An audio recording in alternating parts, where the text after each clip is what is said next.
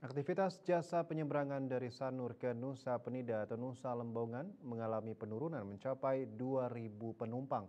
Pada 30 Desember 2024, sekitar 7.000 orang penumpang menuju Nusa Penida dengan 104 keberangkatan kapal.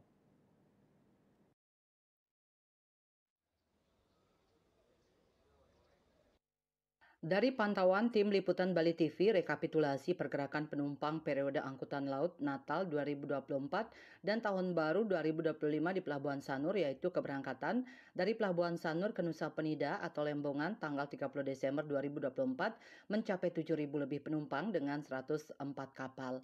Sementara kedatangan dari Nusa Penida atau Lembongan ke Pelabuhan Sanur mencapai 5.000 orang penumpang dengan 96 kapal.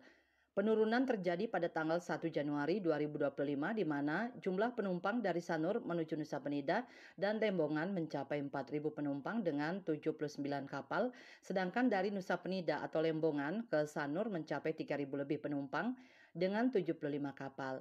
Kenaikan terjadi pada tanggal 2 Januari 2024. Penumpang dari Pelabuhan Sanur menuju Nusa Penida atau Lembongan sebanyak 7.000 lebih penumpang dan tanggal 4 Januari 2025 mengalami penurunan di mana jumlah penumpang dari Nusa Penida atau Lembongan ke Pelabuhan Sanur mencapai 4.000 penumpang.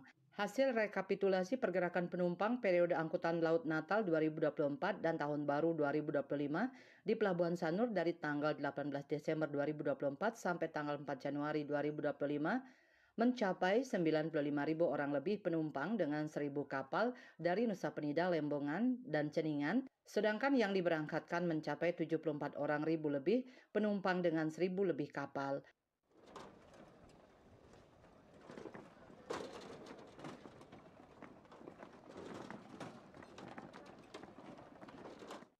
Saputra Bali TV.